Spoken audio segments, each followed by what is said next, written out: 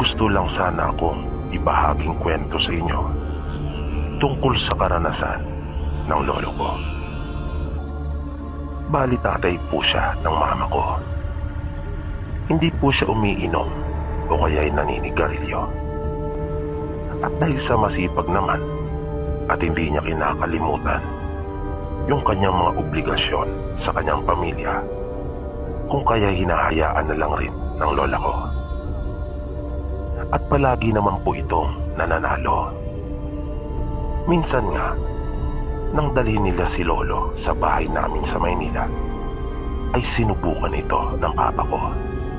Nagsabong sila sa Mandaluyong cockpit. At lahat ng sinabi ng lolo ko na pustahan ng tatay ko ay nanalong lahat.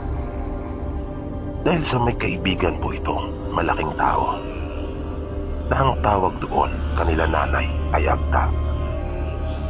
Pero hindi po iyan ang ikinayaman nila lolo at lola, dahil ayaw rin niyang abusuhin iyon.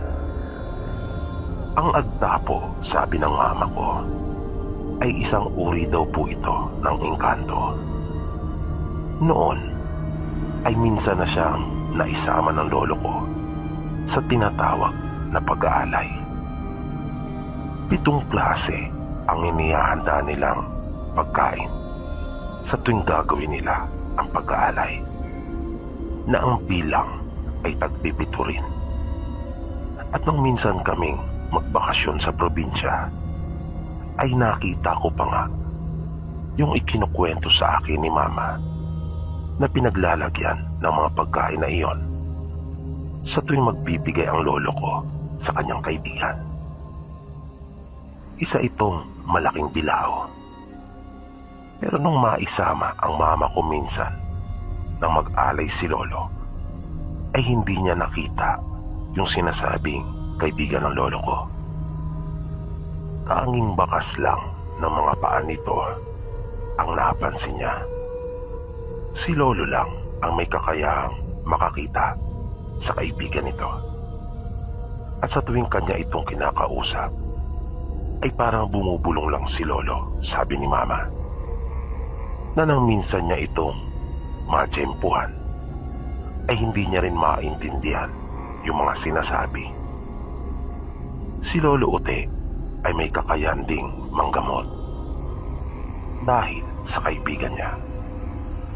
Pero hindi niya pinagtuunan ng higit na pansin yung tungkol sa bagay na iyon. Kapag may nagpapagamot, ay tinutulungan man niya. Pero hindi niya pinangangalandakan yung kakayahan niyang iyon. Hindi siya nagpapapila sa bahay nila o kung ano paman. Sa lugar din nila mama, si Lolo Ote ang nagpakalat at nagumpisa nung langis na ginawa niya, na ang tawag kanila mama ay sinamak. Langis ito na mayroong iba't ibang uri ng halamang ugat. Mayroon din itong sangkap ng piling balat ng mga kahoy at marami pang iba na tanging si lolo lang ang nakakaalam ng lahat ng mga sangkap na naroon. At epektibo yung nasabing langis na iyon sa iba't ibang uri ng sakit. At tulad po ng narinig ko dito sa inyong mga naibahagi ng kwento, ay kumukulo din po iyon kapag mayroong aswang. Minsan ay nagkayayaan sila lolo at ang kanyang mga kaibigan na dumayo ng sabong sa Karatig Bayan. Piyesta kasi doon, kung kaya hindi mawawala yung sabong. 5 dapat sila na pupunta noon, pero kalaunan ay 3 lang silang natuloy dahil sa may mga mahalagang gawain yung 2 niyang kumpare, kung kaya hindi nakasama. Tulad ng inaasahan, ay marami ang mga dumayo din sa lugar, kung kaya napakaraming mga manok ang naroon na maaaring makalaban ng sa kanila. Silang 3 magkakaibigan ay may kanya-kanyang dala na sariling manok. Nang nagkakasukatan na, ay may lumapit sa kanila na isang grupo ng mga lalaki na mananabong din at dala ang kanilang manok. Inilapag din nila yung kanilang mga manok at sinabing patas na patas umano yung kanilang manok ni Lolo para magsalpukan. Kumbaga sa Ingles pa, ay match na match yung kanilang mga manok. Pero nakaramdam kaagad si Lolo ng hindi maganda at sinabi niyang yung kanilang mga dalang manok ay parehas, na napansin niya at ng kanyang mga kaibigan na tila natigilan yung lalaki sa kanyang sinabi at para itong nabigla. Sinabi ng lalaki na parehas din naman yung manok nila. Napailing si Lolo at sinabing kung tatanggalin daw niya yung karga ng kanilang manok ay magtatarian raw agad sila. Nakita niyang nangiti yung lalaki at ipinagpilitan na parehas umano yung kanilang mga manok. Binigyan niya si Lolo ng magandang laban na magiging triple ang pusta nila kapag sila ay nanalo para lumaban lang ito. Kaya lalong lumakas ang kutob ni Lolo na hindi nga siya nagkakamali. May kargangang abilidad yung manok ng mga lalaki. Dahil sa sinabing iyon naman ng lalaki, kaya pinilit siya ng dalawa niyang kaibigan na kanila nang ilaban yung kanilang manok. Dahil sa pag nagkataon ay malaki ang kanilang maiuwing pera. Bukod sa kanyang mga kaibigan, ay hindi rin siya nilubaya ng lalaki at ng mga kasama nito. Kaya, napilitan na rin si Lolo Ote. Kaya matapos matarian yung tatlo nilang dalang mga manok, ay ipinilan na ito na magkakasunod. Na nang mapasulyap siya sa lalaki, ay nakita niyang masayang masaya ito at nginitian pa si Lolo. Na para bang sigurado na talaga ito sa kanilang pagkapanalo. Matapos ang tatlong laban ng mga manok, ay yung unang manok na nadala nila ang mapapalaban. Si Lolo Ote ang nagbitaw ng kanilang manok. Sa kabila naman ay yung lalaki. Sa unang salpukan pa lang, paglapag sa lupa ng manok ng kalaban, ay hindi na ito nakatayo pa. Tinamaan kaagad sa kilikili yung kanilang manok. At nang pupugin pa ito ng manok ni Lolo Ote, ay tuluyan ng lumuyloy ang ulo nito. Na nakita ni Lolo Ote yung matinding pagtataka sa mukha ng lalaki. Naisip ni Lolo na marahil ay hindi makapaniwala yung lalaki sa naging resulta ng kanilang laban. Pero ipinagpatuloy pa rin nila yung laban nung dalawang manok pa na natitira. At tulad dun sa nauna, ay ganun din ang sinapit nung dalawa pang manok ng kanilang kalaban. Kita ni Lolo yung pagkabigla sa mukha ng lalaki at ng mga kasama nito. Nahalata niyang hindi ito makapaniwala kung paanong natalo ang kanilang manok. Gayong kargado ang mga iyon. Ang hindi nila alam ay kinargahan na rin ni Lolo Ote yung kanilang mga manok para maging parehas lang yung laban. Pero hindi niya pa talaga nasisiguro yung kanilang pagkapanalo. Ngunit makaraan yung unang laban, ay alam na ni Lolo Ote na mas mabigat yung anting na kanyang ikinarga sa kanilang mga manok kaysa doon sa kanilang kalaban. Kaya yung natitirang dalawang laban ay panatag na siya at sigurado nang mananalo sila. Kanya pang tinanong yung lalaki at mga kasama nito, bago pa maglaban yung dalawa nilang natitirang manok, kung kanila pang ipagpapatuloy, napapayag naman siya kung iaatras na ng mga ito.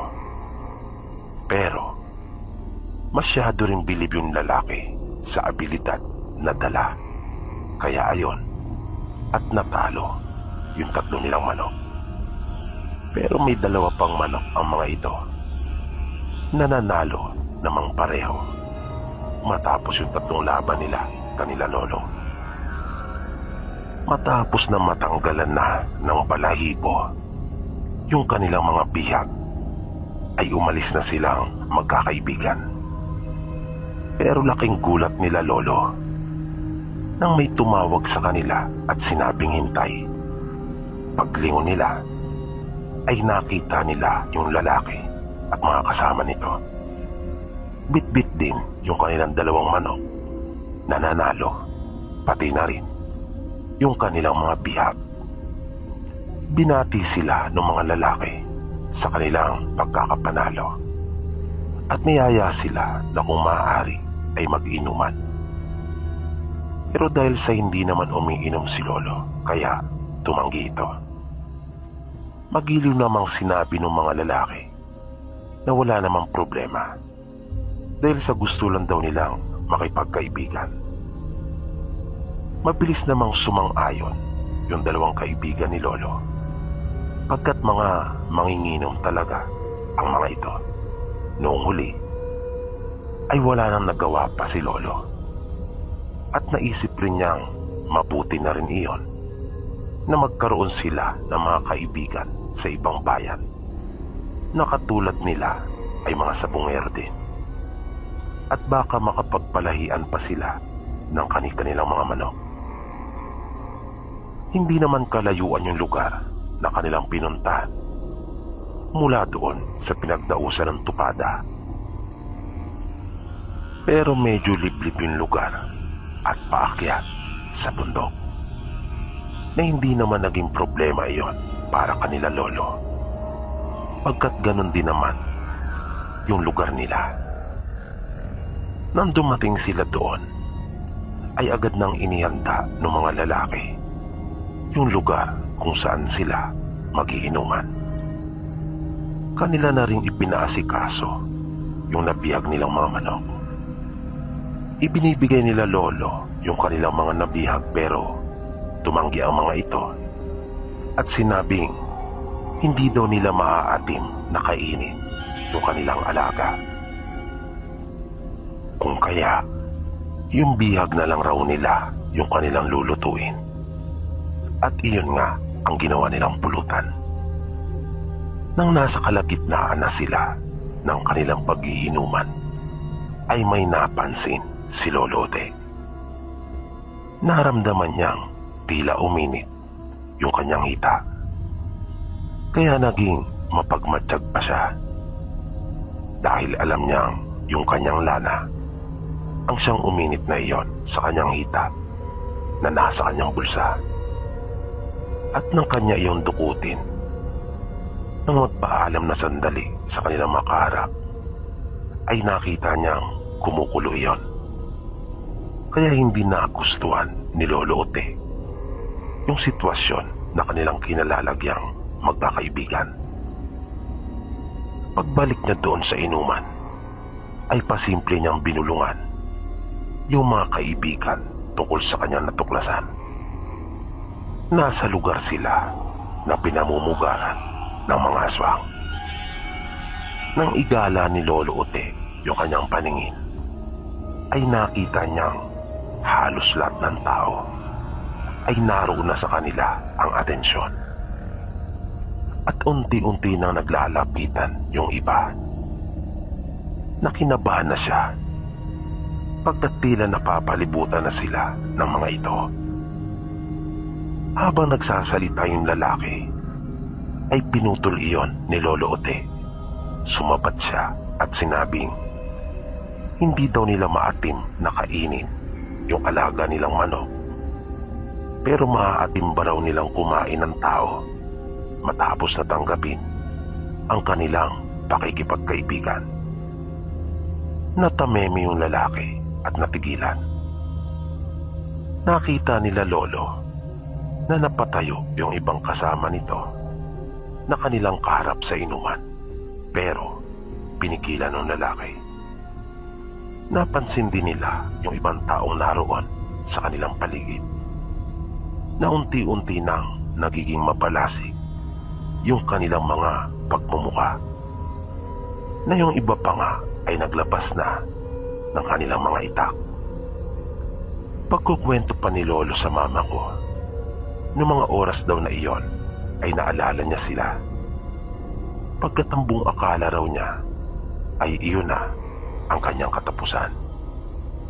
Dahil sa dami ng mga aswang na naroon, kahit gaano pa kahusay yung kanyang abilidad, ay siguradong maibubuwal din siya. Pero hindi naman daw siya tuluyang nawala ng pag-asa, dahil naroon din naman yung kaibigan niyang Agta, at naisip niyang kung sakali man ay hahabol na lang siya ng tabla, na hindi siya papayag na walang maisama sa hukay. Inilabas ni Lolo yung kanyang pinakaiingat-ingatang tari at dahan-dahang tumayo. Sinabi niya na wag na raw nilang patagalin pa, at tinawag niya yung kanilang mga kaharap na kaibigan. Mapait na napangiti yung lalaki na tila napahiya, at kanyang sinaway ang mga kasama. Humingi din ito ng dispensa kanila Lolo, at sinabing hindi tama yung kanilang ginawang paraan ng pagtrato sa kanila bilang mga bisita. At iyan po, sir, yung kwento ng sabungero kong Lolo. Yung tari nga palang iyon ni Lolo ay mahiwaga, at alam ng aswang na sabungero kung gaano na karaming aswang ang napaslang noon, na nagpasalin-salin na iyon ng ilang henerasyon sa angkan nila Lolo. Kaya nabigla yung lalaki nang kanyang makita iyon, at nakilala niya si Lolo na mula pala sa mga mananarig na tirador ng aswang sa kanilang lugar.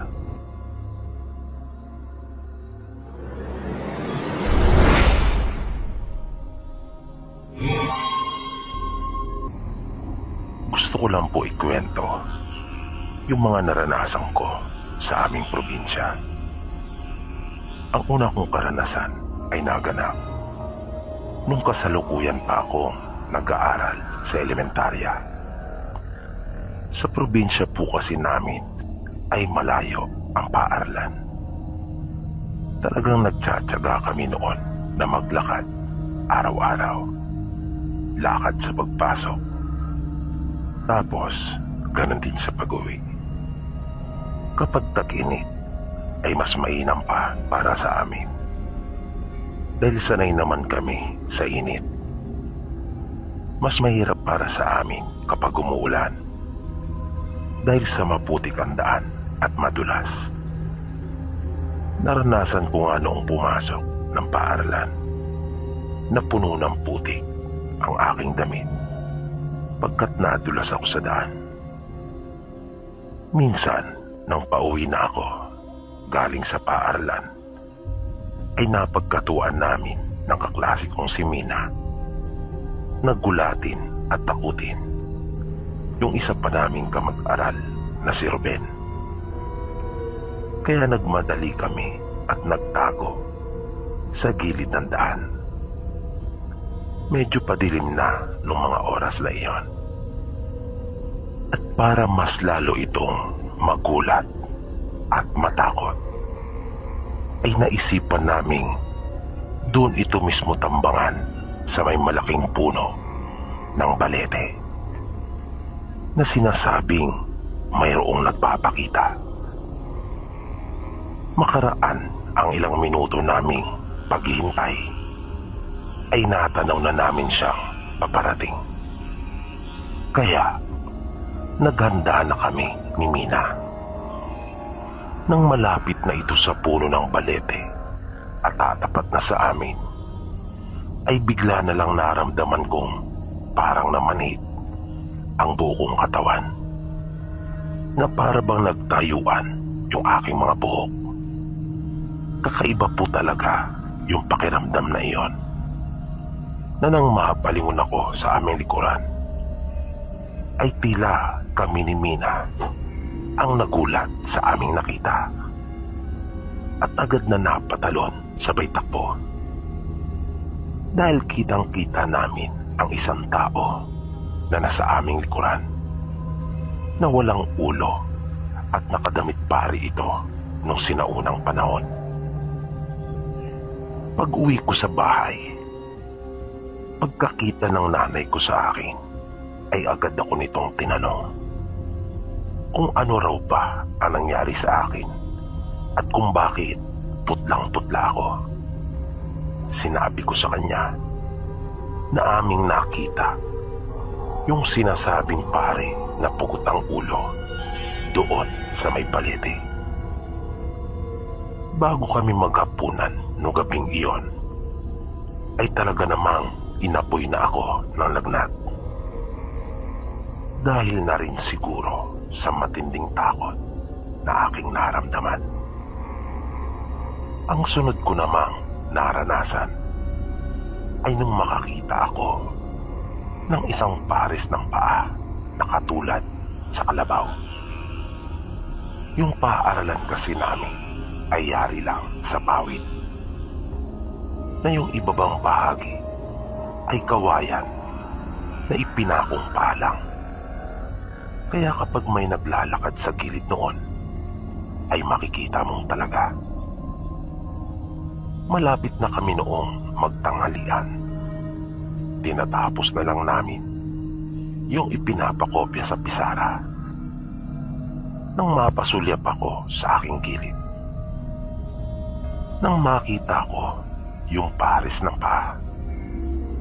Talo ba ko iyong ipinagtaka?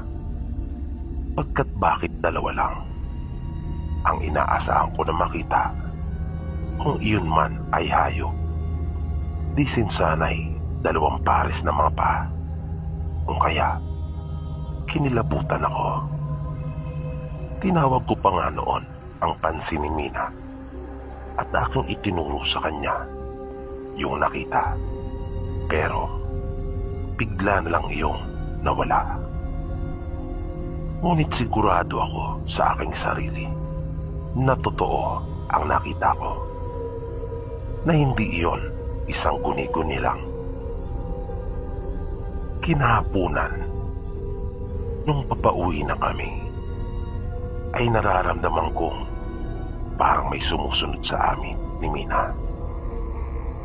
Pero ang hinala ko nung una ay baka isa lang sa mga kaklase namin na gustong manakot. Ganon kasi yung usong biruan sa amin noon. Pero habang tumatagal, ay iba na ang nararamdaman ko. Pinukutoban na ako ng hindi maganda.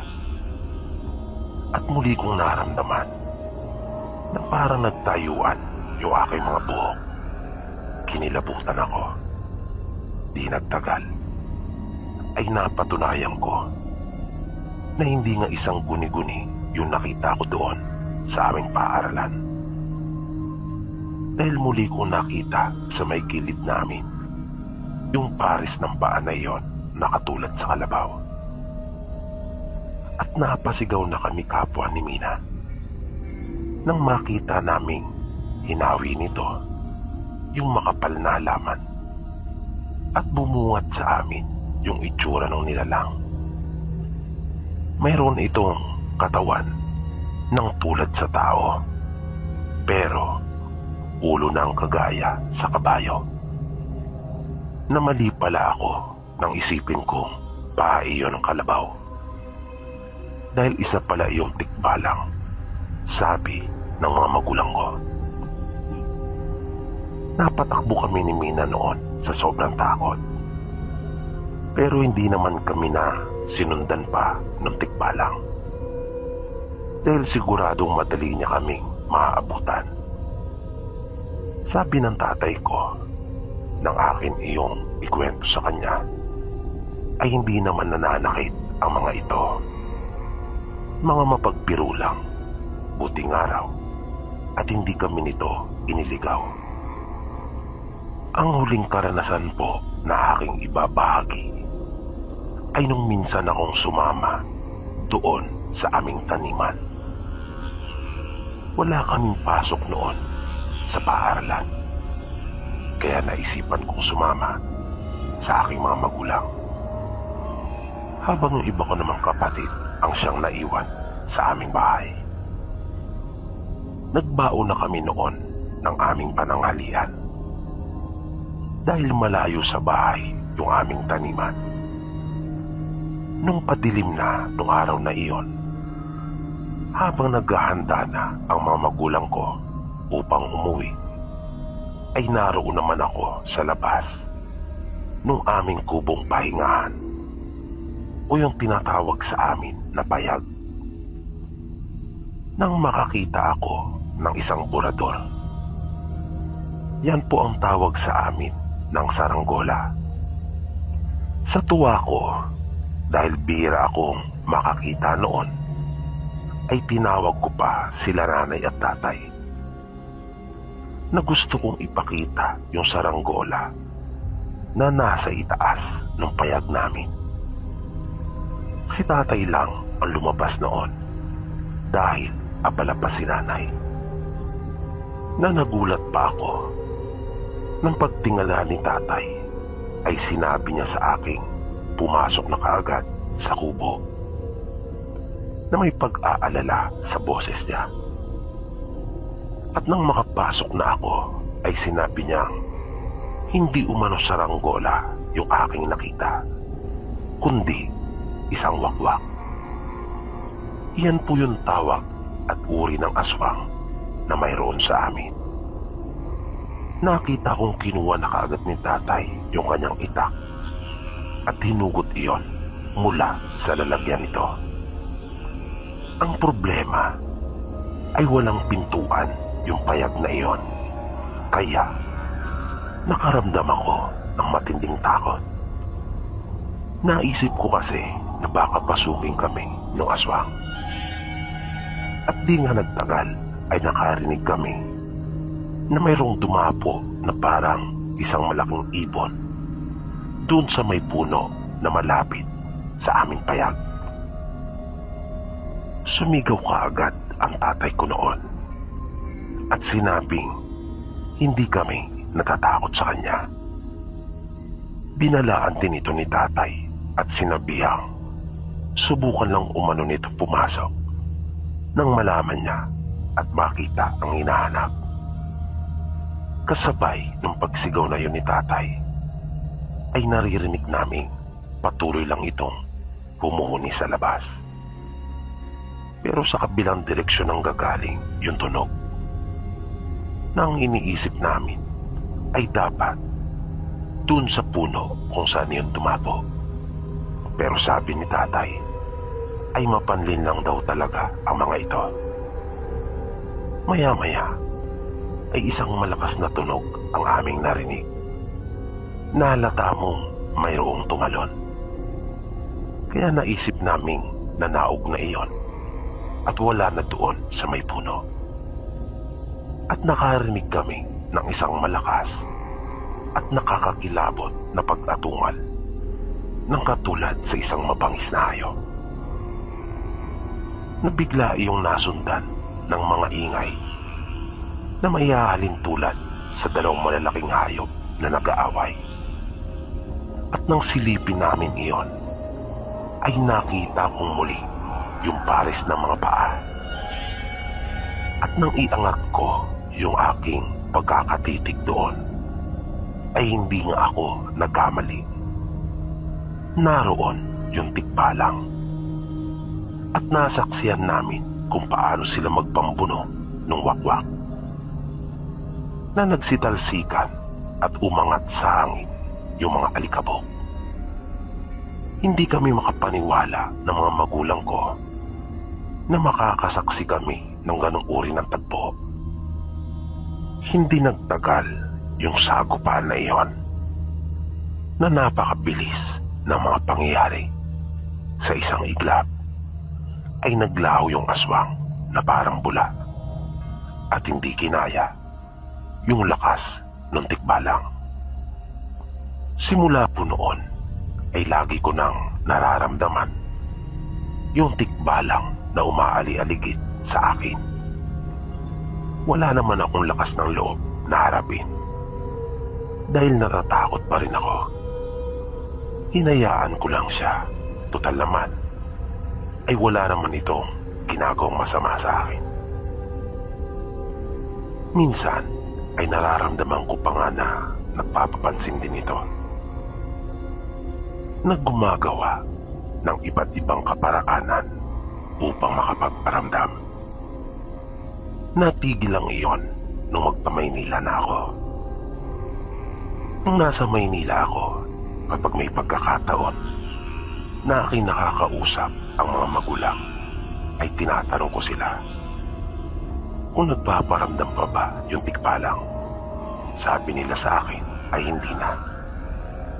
At nang bumalik ako sa amin para magbakasyon, ay 2 na ang aking anak at kasama ko noon ang aking asawa.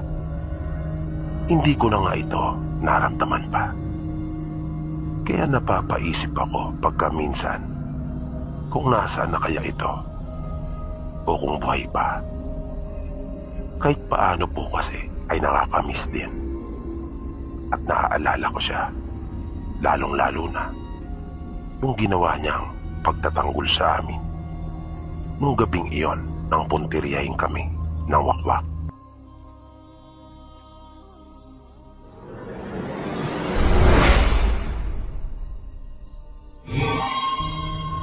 Ito ay nangyari sa aming probinsya. Hindi ko personal na karanasan ito, kundi sa pinsan ko at ng kanyang mag-anak. Siguro ay 7 taon ang tanda niya sa akin. Kaya nang mabalitaan namin ito, ay nagbibinata pa lang ako noon. Samantalang siya naman ay pamilyado na. Sa probinsya namin ay may ilan ng mga pangyayari tungkol sa mga aswang. Pero pawang mga kwento lang noon ang nakakarating sa amin. Wala kaming personal na karanasan dahil sa nasa Maynila naman kami. Ayon sa kwento ng pinsan ko, ipinagbubuntis ng kanyang asawa noon yung ikalawa nilang anak. At kabi-kabila ang trabaho na sinasamahan niya. Sa lupa lang rin kasi ang pangunay niyang pinagkakakitaan. Pero marunong din siya magkarpintero. At di hamak na mas kumikita siya sa gawaing iyon. Kaya madalas siyang wala sa kanila at kadalasan ay gabi na kapag nakakauwi. Minsan pagdating niya ng kanilang bahay ay sinabi sa kanya ng asawa na may nararamdaman itong umaali-aligid sa kanilang bahay at hindi maganda ang kutob nito tungkol doon. Hindi naman gaanong binigyan ni Ben ng atensyon yung sinabi ng kanyang asawa. Naisip niya kasing baka mga taong labas lamang ang mga iyon. Dahil nung mga panahong iyon ay nauso na rin sa kanilang probinsya yung mga NPA. Nakadalasang lumalakad ang mga ito kung kailan gabi at nagbabaybay sila na kung minsan ay nakikitulog pa. Minsan na rin kasing natulugan ang bahay ng isa niyang kaibigan kung kaya't alam niya. At dahil sa iyon nga ang naisip ni Ben na marahil sila lang yung nararamdaman ng kanyang asawa na umaali-aligid. Kung kaya nagpatuloy pa siya sa kanyang pagtatrabaho sa kanilang karatig bayan. Nangihinayang kasi siya sa maaari niyang kitain sa pagkakarpintero at ginagawa niya rin iyon bilang paghahanda sa nalalapit na panganganak ng kanyang asawa.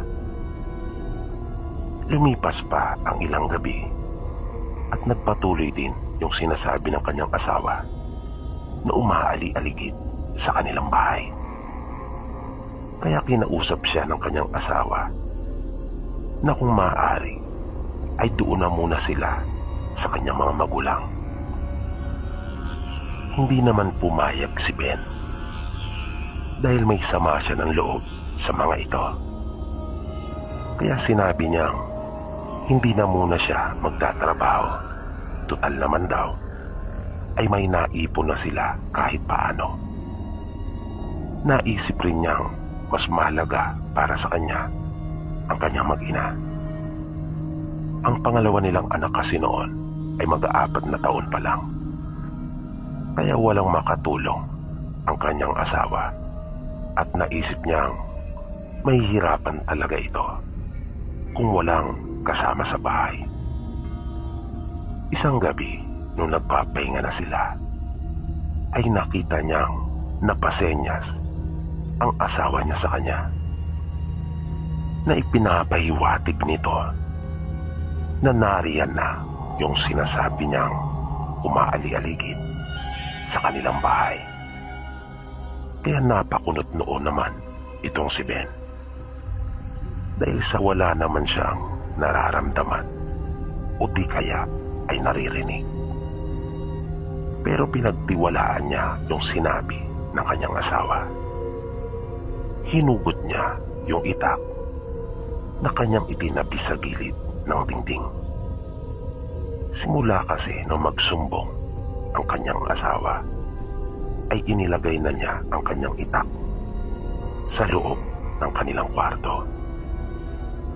Nakiramdam si Ben. Kapwa sila tahimik ni Beth na kanyang asawa. At sa unang pagkakataon ay naramdaman nga ni Ben na mayroong nasa labas ng kanilang bahay. Tama nga ang sinasabi ni Beth. At hindi iyon NPA tulad ng iniisip niya. Pagkat parang nag-iisa lang ito at lumilikha pa ng kakaibang tunog. Humahangos ito na tulad ng isang hayop. Kaya naramdaman niyang nagtayuan yung balahibo niya sa katawan. Naisip niya na baka aswang yung umaali-aligid na iyon sa kanilang bahay. At ang mag-ina niya talaga ang siyang pakay nito. Sinabi niya kay Beth na huwag aalis. Nilakasan na ni Ben ang kanyang loob at kanyang lalabasin ito. Naisip niya rin kasing hindi dapat na makapagpatuloy yung aswang sa mga ginagawa nito. Dahan-dahan niyang binuksan yung kanilang pinto. Matinding kaba din ang naramdaman niya noon. Dahil ni minsan ay hindi pa niya naranasan na makaharap ang isang aswang sa buong buhay niya. Pero kailangan niyang maging matapang para sa kanyang mag-anak. Maingat siyang naglakad sa gilid ng kanilang bahay. Muli niyang narinig yung paghangos ng nilalang. Pagsilip ni Ben ay nakita niya na bagya pa itong nakayuko na tila may sinisilip. Mabilis niyang binawi ang kanyang tingin doon at naisandal ang kanyang ulo sa dingding. Umusal siya ng panalangin at bumuelo. Hinawakan niya ng mahigpit ang kanyang itak. At nang susugurin na niya ito, ay nagulat si Ben ng isang malaking baboy na may mapupulang mga mata ang sumalubok sa kanya. Na sa lakas ng puwersa noon ay natumba siya sa lupa at mabilis siyang kinubabawan nito. Kanyang pilit na ipinasok ang hawak na itak sa pagitan nila ng malaking baboy. at saka ibinaon yung itak sa dibdib nito. Na naramdaman niya kaagad yung mainit na dugo nitong tumulo sa kanya. Nang umalis na ito mula sa pagkakakubabaw sa kanya, ay nakakuha si Ben ng isa pang pagkakataon. At kanyang tinaga iyon na tinamaan naman sa likod. Kumaripas iyon ng takbo palayo sa kanya. At nakita niyang mabilis na iyong tumakas. Kanya pa sana iyong hahabulin, pero hindi na niya iyon natanaw pa. Kinabukasan, habang nag-aalmusal sila ng kanyang mag-anak, ay narinig niya ang boses ng isa naming pinsan na si Mino. Nang makapasok na ito sa kanilang bahay, ay agad nito ikinuwento sa kanila na mayroon umano isang nakahubad na lalaki na natagpo ang patay malapit sa batis. Na ang batis na tinutukoy nito ay mga 80 metros lang ang layo mula kanila Ben. Nagkatinginan si Ben at asawa niyang si Beth nang kanilang marinig iyon, na ang paraan ng kanilang pagtititigan ay para bang nagkaunawaan na sila. Nagmaang-maangan si Ben at tinanong yung pinsan namin kung ano nangyari at ano ang ikinamatay ng lalaki. Hindi nila ikinuwento kay Mino ang tungkol sa nangyari noong nagdaang gabi. Kahit pa nga baboy ang kanyang nakainkwentro. Paliwanag ni Mino ay may mga sugat umano yung lalaki. May tama sa likod ng taga at may tusok pa sa dibdib. Nang kanilang marinig ng mag-asawa yung sinabing iyon ng pinsan naming si Mino, ay lalong tumibay yung paniniwala ni Ben na iyon yung baboy na kanyang nakasagupa noong nagdaang gabi. Noong mismong oras din na iyon, bagaman mahirap paniwalaan, ay napatunayan ni Ben at ng kanyang asawa na totoo nga ang mga aswang at may kakayahan silang magpalit ng anyo, na kaya nilang gayahin yung mga karaniwang hayop para ikubli yung kanilang mga sarili. Ang akala ng pinsan kong si Ben ay mapapayapa na sila ng kanyang mag-anak dahil sa napatay na niya yung aswang na gumagambala sa kanila. Pero kabaliktaran sa inaasahan niya ang nangyari. Pagkat makalipas lang ang 2 gabi, ay may nagparamdam na muli sa kanila. At sa pagkakataong iyon, ay hindi lang isa ang naramdaman nilang mag-asawa na nasa labas ng kanilang bahay, kundi 2, at tila galit na galit ang mga ito, na nang subukang silipin ni Ben mula sa maliit na butas doon sa kanilang dingding, ay hindi niya makita isa man sa kanila. Naluba niya iyong ipinagtaka, sapagkat patuloy niyang naririnig at nararamdaman ang nililikang tunog ng mga ito. Kaya hindi siya lumabas ng kanilang bahay dahil naisip niyang lubhang mapanganib at wala siyang kalaban-laban, pagkat hindi niya sila nakikita. Maraan siyang lumabas ng kanilang kwarto at isiniguradong nakasarang mabuti yung mga pinto at bintana. Naisip niya kasing ligtas sila, wag lang makapasok ang mga ito sa loob ng kanilang pamamahay. Pero nang pabalik pa lamang siya sa kanilang silid, ay narinig na niya yung mga pagkalabog. Ganon din Yung mga pagkaluskos na tila ba nagpipilit ng pumasok ang mga ito. Kaya gamit ang cellphone ay humingi na sila ng tulong sa iba nilang kaanak na naroon sa malapit, partikular na si Mino. Kinabahan na silang mag-asawa dahil sa talagang agresibo ang mga ito.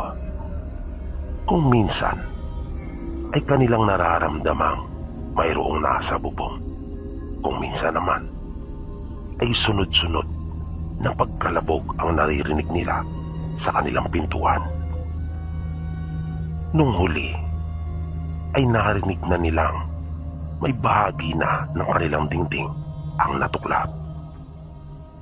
Makaraan pa ang ilang sandali ay narinig na nila yung boses ni Mino at kasama nito ang iba pa nilang mga pinsan at tiyuhin.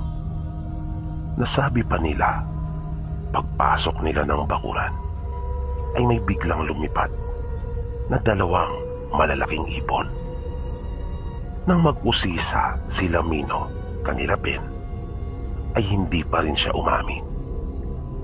Wala siyang ibang ibinigay na maaring dahilan kung bakit sila ginagambala ng aswang, maliban sa pagdadalang tao ni Ben. Pero yung tungkol sa aswang na kanyang napatay ay hindi siya nagbanggit ng kahit na isa tungkol doon. Pero malakas ang kutob niya na maaaring kaanak nung namatay yung sunod na bumisita sa kanila. Dahil nabalitaan nila Ben na nung dumating yung mga kaanak ng aswang na kanyang napatay ay wala man lang ni isang tumangis at ipinahinto pa ang investigasyon at sinabing wala silang balak na magreklamo at magsampa ng demanda. Pinakiusapan na lang ni Ben yung ilang kaanak na samahan sila sa kanilang bahay hanggang sa makapanganak si Ben. Pero nung huli ay nagpasya na lang siya na lumipat para wala na rin siyang maabala pa at madamay na kaanak.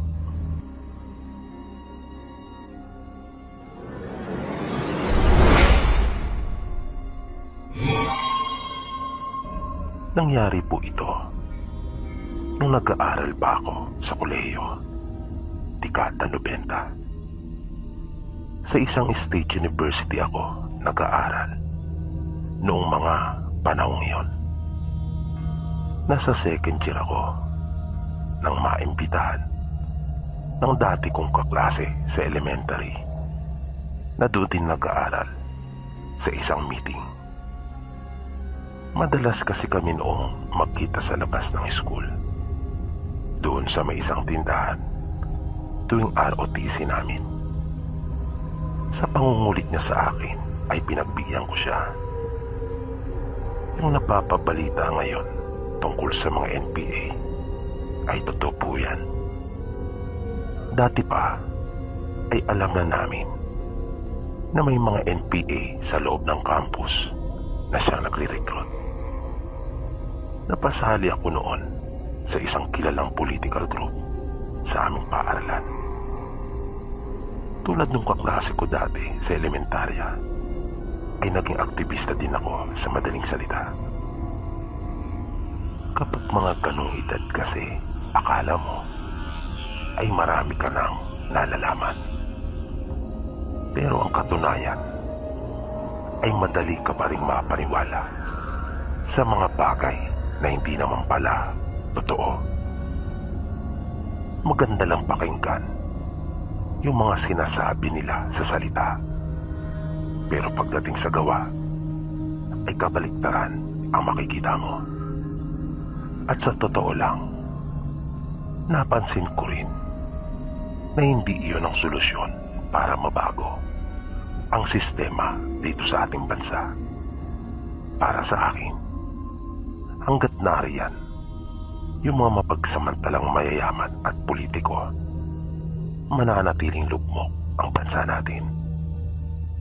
Marami kasi yung tinatawag na mga nagdadamit lupa, lalong-lalo na yung mga nakaupo sa gobyerno, na kapag may kamera ay talaga namang magaganda ang lumalabas sa mga bibig nila. Pero kabaligtaran ang mga ginagawa, nakaw dito at nakaw doon. Mabuti-buti nga ngayon kahit paano ay nabawasan. Pero nariyan pa rin sila at patuloy na sinisira ang magandang ginagawa ng gobyerno, lalo na yung nasa oposisyon ngayon. Wala nang ginawa ang mga yan na maganda kahit dati pa. Pasensya na po kung medyo lumayo yung aking kwento. Nadadala lang kasi ako sa nangyayari sa ating bansa. Nakakalungkot po kasing isipin. Balik po tayo sa talagang paksa ng aking kwento. Nung napasama ako sa nabanggit kong grupo, ay lumalahok na rin ako noon sa mga rally. Na kapag aking naalala ngayon, ay natatawa na lang ako sa aking sarili. Nagamit lang ako. At ang malaking pagkakamali ko ay nagpagamit naman ako. Dahil sa mga ganong aktibidad ko ay napabayaan ko na ang aking pag-aaral. Kaya yung kurso kong 4 na taon ay umabot ng 6. Buti na nga lang rin at matapos ang 2 taong halos wala nangyari sa buhay ko, ay nakapag-isip-isip ako at nakabalikwas pa. Minsan ay nakasama ako doon sa bundok, na wala akong kamalay-malay na isang hakbang na lang pala at magiging NPA na ako. Habang tinatahak namin yung daan paakyat sa bundok, ay kinukutuban na ako noon ng hindi maganda. Parang ramdam ko talaga sa aking sarili na mayroong mangyayaring masama. Nung nasa kalagitnaan na kami ng bundok, ay may nararamdaman akong parang may sumusunod sa amin. Kasalukuyan na noong kumakalat yung dilim. Kaya nga yung mga kasama namin ay nagsindi na ng pang-ilaw sa daan. Mga ilang minuto pang lakaran at di nagtagal, ay may natanaw na akong isang bahay. Ang buong akala ko ay doon na ang aming destinasyon, pero hindi pa pala. Narinig kong tinawag nung isa naming kasama yung tao sa loob. Maya-maya ay lumabas ito. Nagmagandang gabi kami sa kanya. Pinatuloy naman niya kami at naglabas ito ng isang pitsil ng tubig na may kasamang isang bandihadong kamote. Narinig kong sinabi pa niya sa amin na amin na lang daw pagdamutan niyon, dahil sa iyon lang yung kanyang hapunan. Nagpasalamat naman kaagad yung kasama namin, na naisip ko pa nga noon na parang hindi sila marunong mahiya. Kaya nagsalita ako at sinabing dapat ay hindi na siya nag-abala pa. May edad na yung matanda. Sa tansya ko ay mahigit 60 anyos na ito, na kung iisipin pa nga ay parang wala na itong kakayahan na magtrabaho pa at humanap ng ikabubuhay. Nakaramdam ako nun ng awa para sa matanda. Habang abala silang kumakain ng kamote, ay naroon naman kami sa kabilang sulok ng matanda. Nalaman kong Kado ang tawag sa kanya, dahil Cardo ang tunay na pangalan nito. Solo na lang siya sa buhay dahil byudo na, at yung mga anak naman ay may kanya-kanya ng pamilya. Umaasa na lang ito sa pagtatanim-tanim at padala na kanyang mga anak kapag naiisipan nila. Nasabi pa niya ay madalang pa umano sa patak ng ulan kung siya ay kanilang maalalang padalan. Kaya sinabi ko kay Lolo Kado na sa susunod, pagbalik ko, ay dadalang ko siya ng mga pangangailangan niya. At dumukot ako ng pera sa bulsa. Inabutan ko siya ng 500 piso. Panay naman ang pasalamat niya sa akin dahil malaking tulong daw iyon. Sinabi ko naman na kanya na lang iyong pagpasensyahan. Pagkat konti lang rin ang pera kong dala, nakangiti nitong sinabi sa akin na malaking halaga na umano iyon, kaya marami raw salamat. Nagtagal kami doon ng halos 2 oras bago ko narinig yung tumatayong pinaka-leader ng grupo namin. Naaalis na raw kami. Nagpaalam ako kay Lolo Kado at ipinaalala ko sa kanya na ako ay babalik para dun sa mga ipinangako ko sa kanya. Narinig ko naman itong pinaalalahanan akong mag-ingat. Ngumiti ako at nagpasalamat. Nung naglalakad na kami muli, tinanong ko yung isa naming kasama kung gaano pa kalayo yung aming lalakarin. Nangiti ito at sinabi sa aking malayo pa. Kaya napatigil akong sandali at napabuntong hininga dahil nararamdaman ko na yung pagod. Maya-maya pa, habang patuloy kaming naglalakad, ay muli ko na namang naramdaman yung tila sumusunod sa amin, na naging mapagmatsyag ako at hindi ko maiwasang sumulyap ng pasimple sa magkabilang gilid ko. Dahil para kami nitong pinagmamasdan habang sinusundan. Iyon talaga yung pakiramdam ko. Hanggang sa bigla na lang kaming nakarinig ng isang malakas na sigaw. Paglingon namin ay agad kaming napatakbo. Nakita namin yung isa naming kasama na nakahandusay na sa lupa at tuguan. Mabilis namin siyang pinuntahan at inalalayan.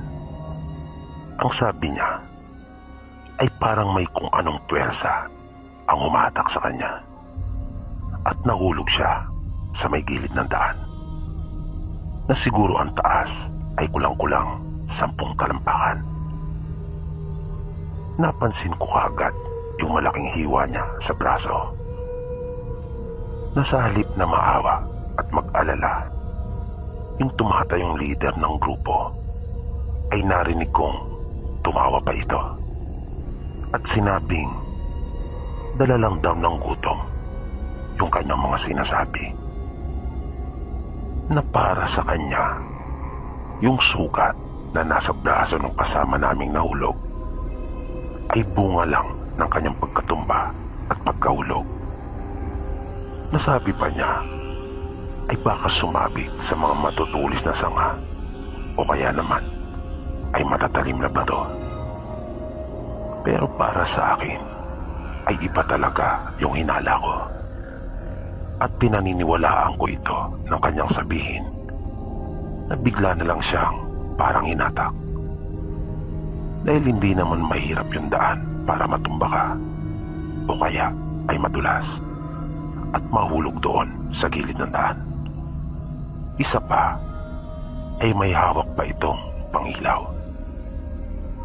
Matapos na malapatan yung sugat nung kasama namin, ay nagpatuloy na kami uli sa paglakad.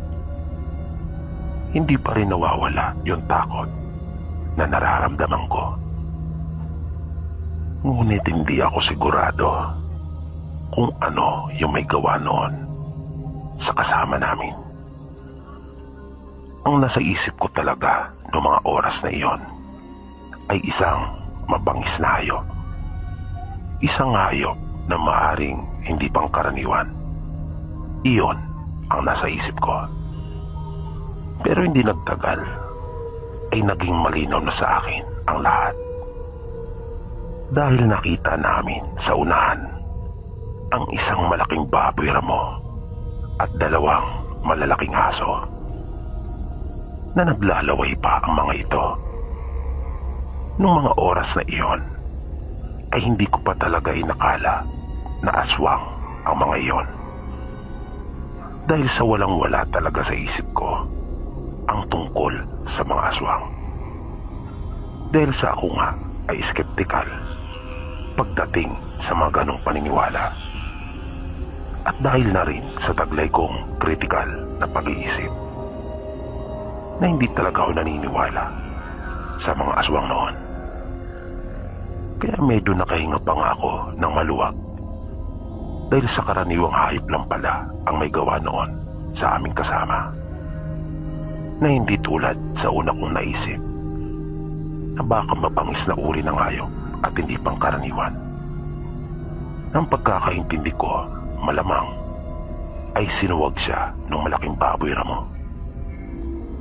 Pero ang hindi ko alam ay mas delikado pa pala ang mga ito at lubhang mapanganib.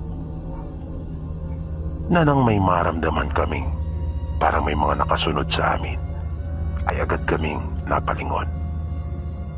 At nakita namin sa gawin namin likuran ang ilang mga kalakihang may hawak ng mga matatalim na itak.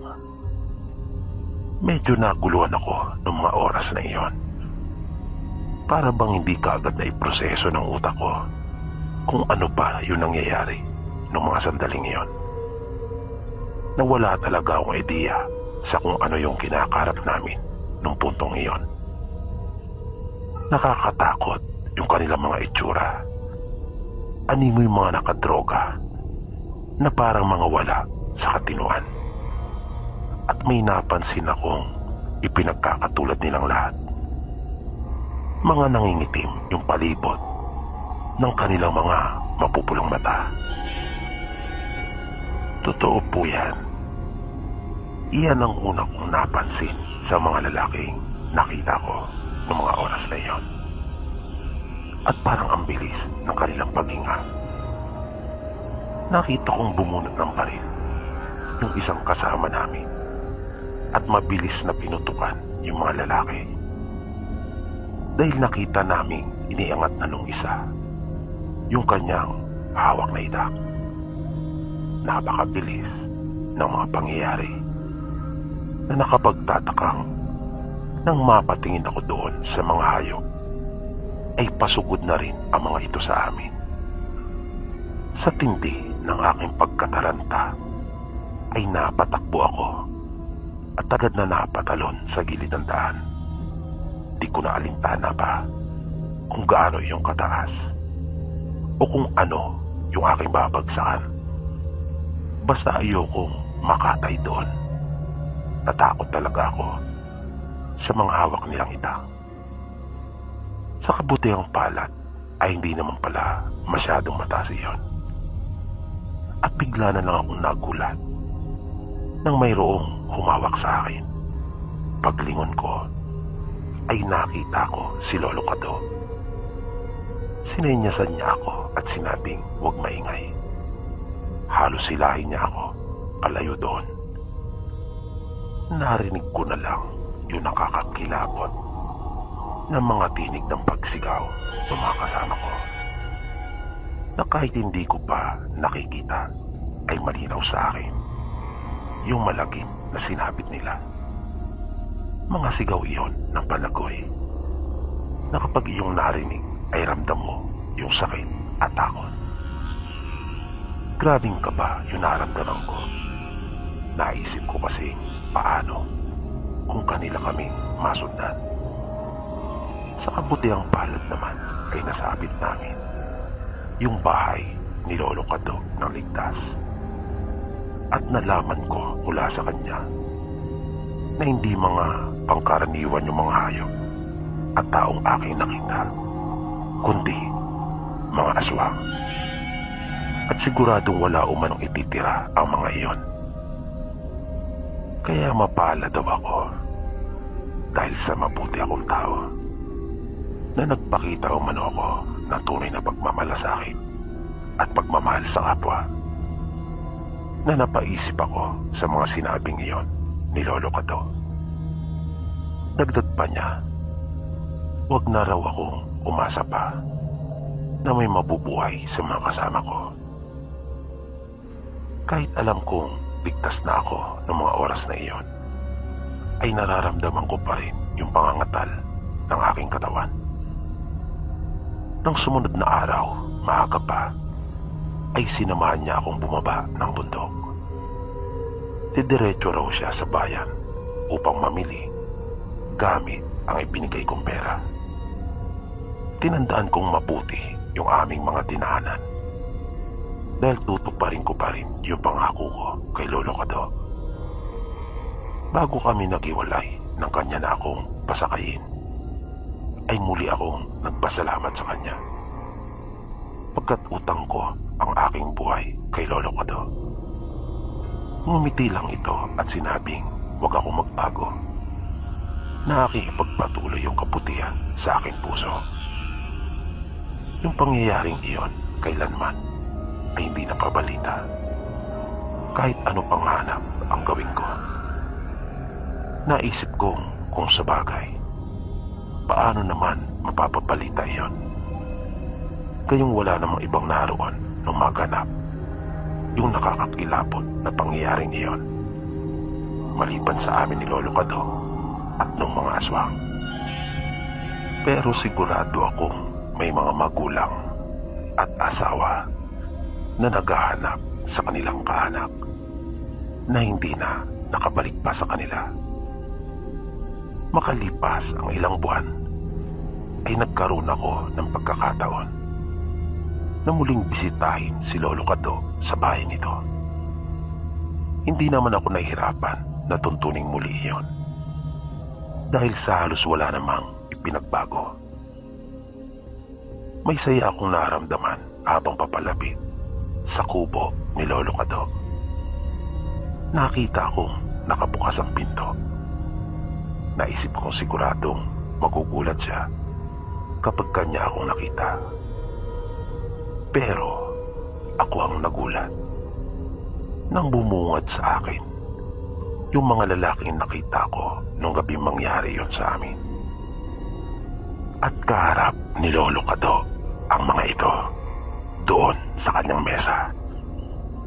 Na halos magkakasabay pa silang napalingon sa akin nang kanila akong mapansin. Nakaramdam akong bigla ng matinding takot at medyo naguluhan pa. Sinabi ni Lolo Kado sa akin na huwag akong matakot at kanya akong sinenyasan na pumasok. Halos hindi ko maiakbang yung aking mga paa palapit sa kanila. Pagkaupo ko ay nagkwento si Lolo Kado at mga kasama nito. Doon ko nalaman na ang kanila palang mismong pinuno ay si Lolo Kado. At ginawa raw nila iyon dahil sa hindi na nila masikmura pa ang maraming panlulokong ginagawa ng mga ito sa kanila. Tulad ng ipinangako ko kay Lolo, ay inabot ko sa kanya yung aking mga dala. Ganon din yung pera. Pero kanyang tinanggihan yung pera dahil sa hindi umano niya talaga kailangan niyon. Ayos na raw sa kanya yung mga bagay na dinala ko. Kahit paano, ay marami raw siyang maalala sa akin.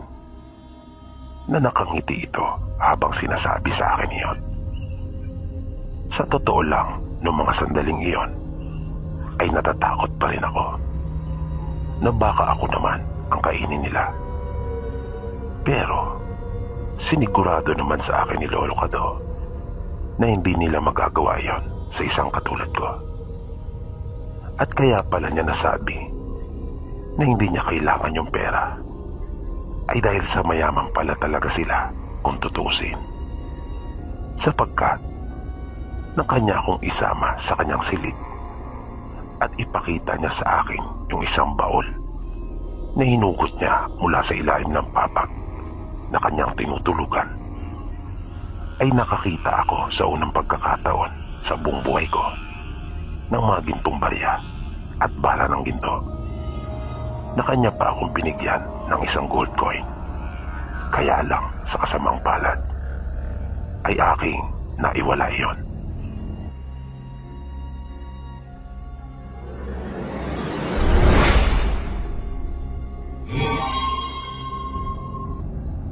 Ito po ay naganap. May 3 dekada na ang nakakalipas. Sa probinsya pa po kami naninirahan nung mga panahong iyon. Simple lang ang aming pamumuhay. Mayroong lupang sinasaka yung aming mga magulang at 5 kami na magkakapatid. Ako ay pangalawa sa amin. Kaya kaming 2 nung panganay naming kapatid ang katukatulong nila sa mga gawain. Marami na pong mga kababalagang nangyari sa aming lugar. Nariyan yung isang anak ng aming kababaryo na bigla na lang sumakit ang tiyan noong gabi at kinaumagahan ay natagpuan na lang nilang patay na. May mga usap-usapan din noon sa aming lugar tungkol sa isang mag-anak na aswang na nang mabisto nang minsang pasukin ang isang bahay dun sa amin ay bigla na lang umalis at hindi na nagbalik pa. Pero hindi ko makakalimutan yung pangyayari nung taon na iyon. Nagkaroon po kasi ng isang malakas na bagyo. At kung di po ako nagkakamali, ay Uring ang pangalan noon. Marami po ang mga namatay noon. At marami ring ari-arian ang nasalanta. Kahit na ang mag-anak namin ay hindi nakaligtas sa lupit ng bagyong iyon. Nasira ang aming mga pananim na ang tanging nakaligtas lamang ay yung mga tanim namin na hindi gaanong tumataas mula sa lupa. Buti na nga lang at may imbak kaming palay ng mga panahong iyon. Kung kaya hindi kami nagutuman. Pero yung mga alaga naming hayop, halos lahat ay naapektuhan. Lalong-lalo na yung mga alaga naming pato at manok. Naubos talagang lahat nang lumaki ang tubig at umapaw iyon sa maliit na batis sa tabi ng aming bahay. Tulad namin, marami sa aming mga kababaryo ang lubaring naapektuhan nung kalamidad. Maging sa mga karatig bayan namin na natatandaan kong marami pa nga ang nawalan ng mga tirahan at napilitang magsilikas. May dumating sa bahay namin na isang mag-anak noon.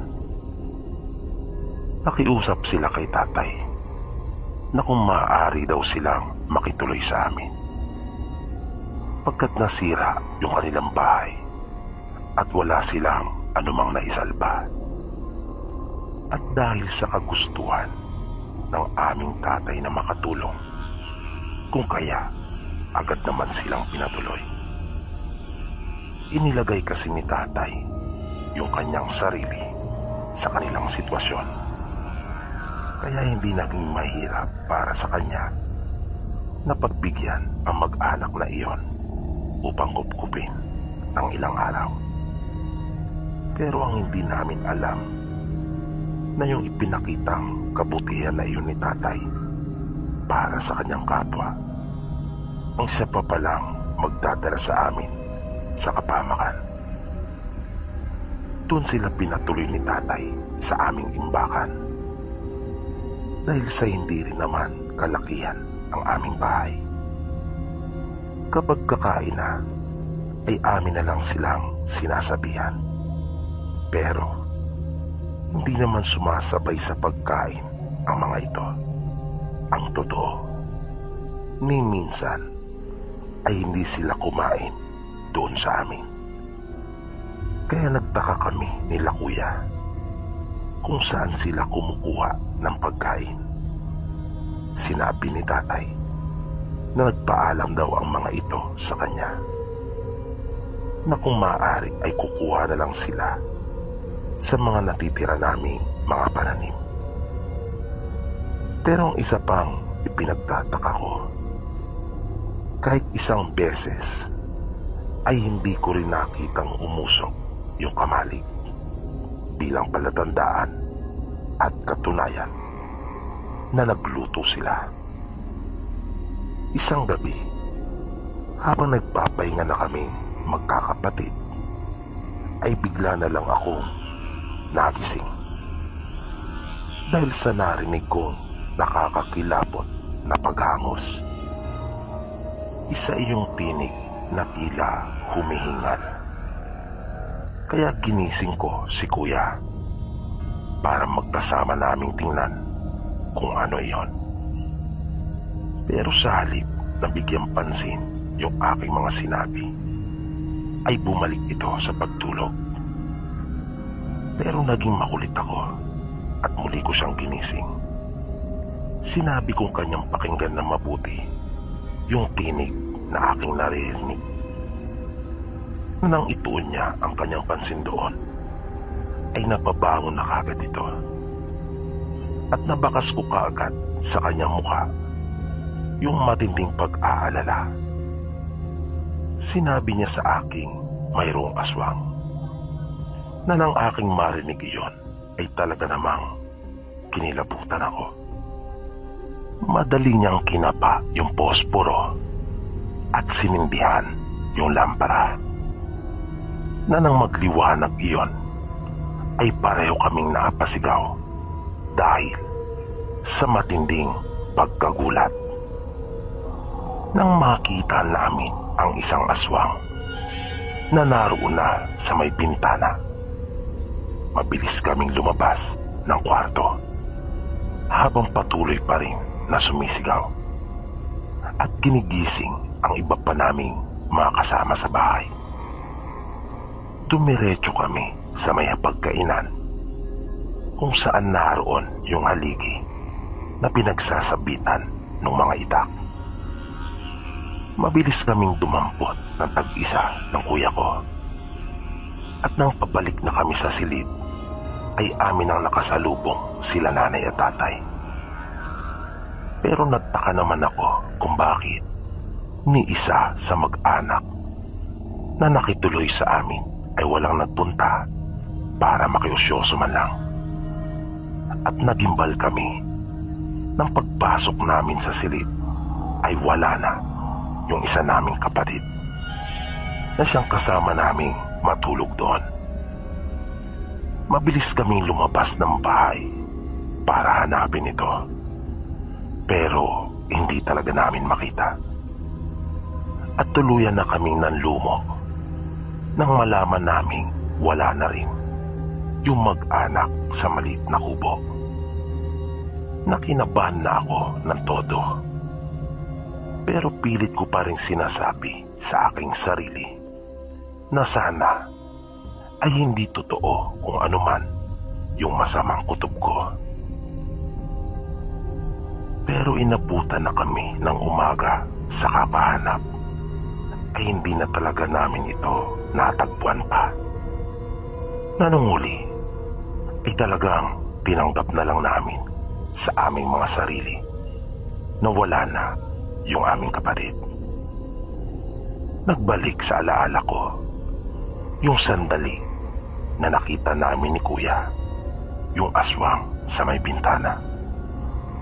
Nakakakilabot yung tagpong iyon na napapapikit na lang ako dahil sa ayaw ko na talagang maalala pa. At doon ko pa lang rin napagtagpi-tagpi ang mga bagay na aking nasaksiyan nung naroon pa ang mga ito sa amin. Sa isang banda ay sinisisi ko ang aking sarili kung bakit hindi ko kaagad natunugan na aswang ang pamilyang iyon. Nang tumigil na kasi ang ulan, ay nakita ko ang dalawang anak ng mag-asawa na parehong may bitbit na mga patay na manok. Hindi nga lang ako sigurado kung ilang araw nang patay ang mga iyon dulot ng bagyo. Pero akin lang ipinagwalang bahala iyon. Na ang trahedya pa lang parating sa amin ay hindi dulot ng isang malakas na bagyo, kundi ng isang mag-anak na aswang na napakabigat sa aming kalooban. Pero kahit ano pang gawin namin, ay nangyari na ang nakakakilabot na pangyayaring iyon na namamanhid ang aking katawan pagka aking naiisip kung ano ang ginawa nila sa aming kapatid. At iyan po, Sir Pipi, ang karanasan kong hindi ko po makakalimutan. Na sigurado kaming yung mag-anak na iyon ang kumuha at wala nang iba pa.